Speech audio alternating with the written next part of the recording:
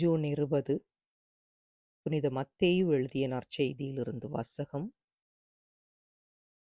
அதிகாரம் 6 வசனங்கள் 19 முதல் 23 வரை.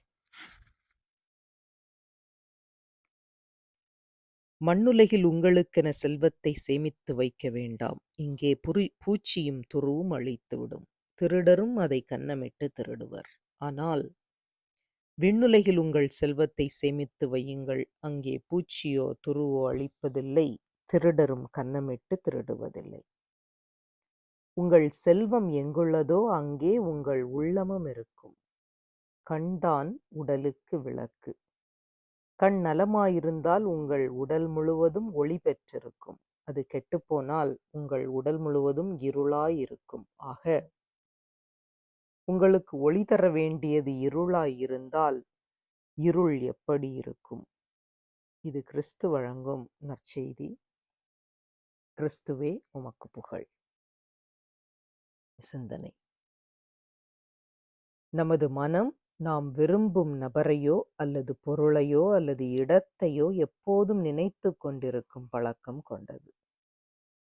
ஆம், நமது மனது நாம் விரும்பும் நபரையோ அல்லது பொருளையோ அல்லது இடத்தையோ எப்போதும் நினைத்து கொண்டிருக்கும் பழக்கம் கொண்டது.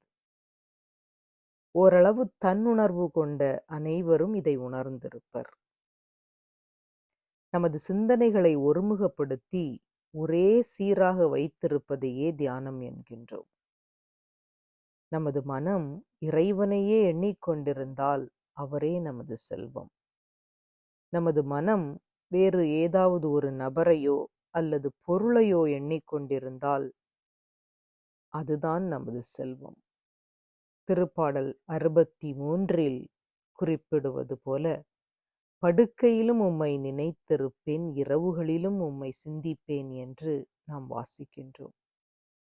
ஆம், இறைவனையே தனது மிக பெரும் செல்வமாக கொண்ட ஒரு மனிதனின் உணர்வுகளின் வெளிப்பாடே இது. எனவே நமது செல்வம் இன்று எது என்று நம்மை நாமே கேட்டுக்கொள்வோம். இறைவனே நமது ஒப்பற்ற செல்வமாக மாற்றிக்கொள்ள முயற்சி எடுப்போம். ஒப்பற்ற செல்வமான இறைவா, உம்மை போற்றி புகழ்ந்து ஆராதிக்கின்றோம். எங்கள் உள்ளம் எப்போதும் உம்மையே பற்றி கொண்டு வாழும் வரத்தை எங்கள் ஒவ்வொருவருக்கும் தாரும் அப்பா. உமக்கே புகழ், உமக்கே மாட்சி, உமக்கே நன்றி. ஆமென்.